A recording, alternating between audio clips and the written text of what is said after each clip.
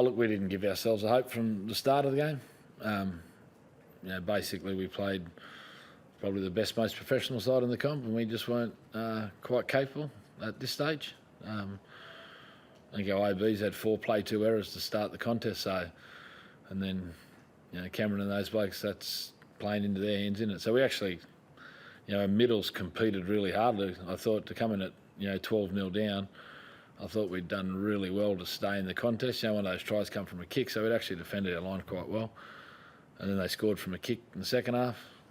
We scored at 18-4, and it was a real arm wrestle. That's sort of how I sort of saw the game before we got here. Was we'd play some reasonably good controlled footy and put them under the pump, but it wasn't to be.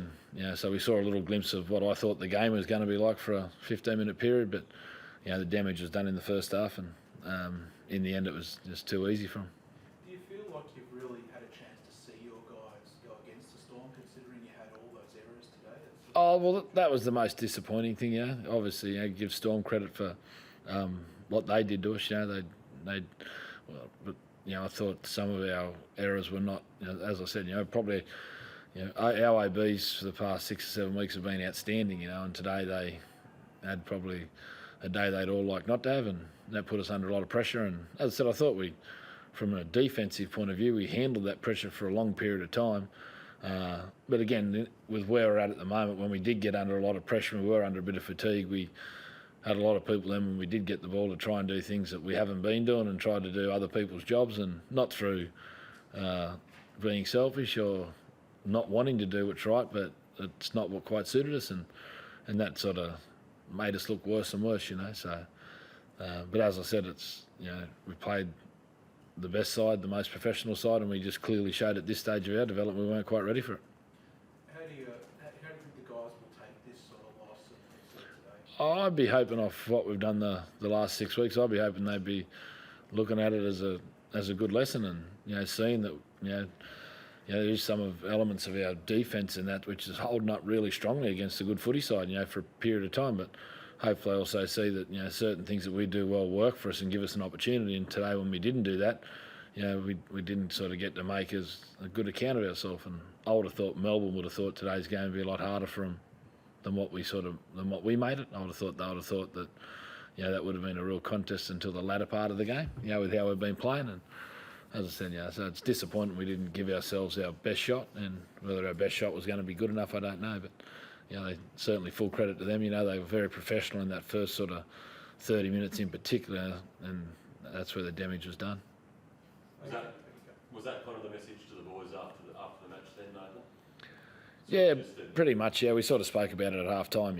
Basically at half time that wanted to get out there and try and do the things that we'd been doing in the previous 6 weeks against some good sides, so we give ourselves a chance in the second half. And we started the second half with an error, and they scored from a kick, and at 18-0 I was you're not sure what's going to happen. And then we did get a try, and we did sort of make the game a bit of an arm wrestle for 15 minutes, a bit of an end-to-end footy, and got a bit of fatigue into the game on both sides rather than us just be tight. And that was what I was expecting in the first half, and we didn't get that due to some errors from us and some good footy by them.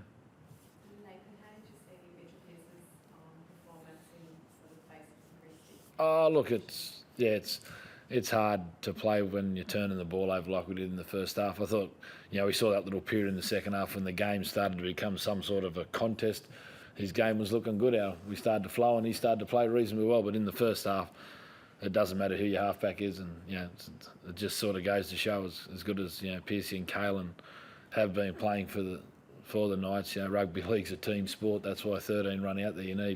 You need a lot of people to play reasonable footy to give your best players their opportunity. And we had too many blokes today that weren't quite there. And on the back of that, our best players didn't get a chance to probably make a best account of themselves. So you'd like to see him judged, his whole entire season? Yeah, well, you'd like to think that any player, whether it be a player from our club or a player from any other club, I don't think you wouldn't like to think that any coaches from my point of view, I can't be, as I said, our outside backs today had a pretty sort of day which they'd probably like to forget, but their last 6 weeks have been outstanding, and I'll be confident they'll come back in and put in another good 6 weeks for us, So you know, you shouldn't judge any player from any club on one performance, and you know, hopefully that, you know, for our guys' sake, there is a bit of reward for them for what they've done over the past period. He's obviously been, in the squad there. You like to see him get crack. Yeah, it'd be great if he did. You know, happy. You know, what makes us happy. You know, Glaz has come from Melbourne, and you know, we got Slade from Melbourne last year too, and they're two players who have continued to play really well. You know, Melbourne have let some players go over the journey that probably haven't quite done as well as they did for the Storm, but you know, Slade did really well for us until his injury, and Tim's been outstanding for us. So I'd like to, hopefully, you know, he was 18th man last time, so I hope for Glaz that with a couple of forwards out, hopefully Kevy sees fit to put him in, and you know, Kevy knows what he brings and how reliable he is. He's 3 Origins for 3 wins, so he might be a lucky charm. Are you concerned about Mitchell Barnett because that tackle looked a bit coarse? Oh, look, I've never been too flash at judging those situations, and I don't think I'm allowed to comment really anyway, so I'll leave that up to the match review committee. But he's playing terrific footy, Barn. He was, you know, was in his top sort of 2 or 3 players again today, so hopefully he's okay. Do you have any thoughts on the sin bidding for Lee? It was, I think, 18-4 at the time. Was a bit of a turning point there? Oh, look, they were still in control of the game, and you know, it was one of those ones where, was it touch and go? I don't know. Did it have a bearing on the game? I wouldn't say it did. The sin binnings last week were going to have a big impact on the game today. You know, there was a touch and go one. I could understand why it happened. If he didn't get put in because it was simultaneous, I'd understand that he didn't. But it's one of those ones that you certainly, if it happens, you got a cop, and you know, the old fellow's a bit too smart for us, wasn't he there? Thanks, mate. Thank you.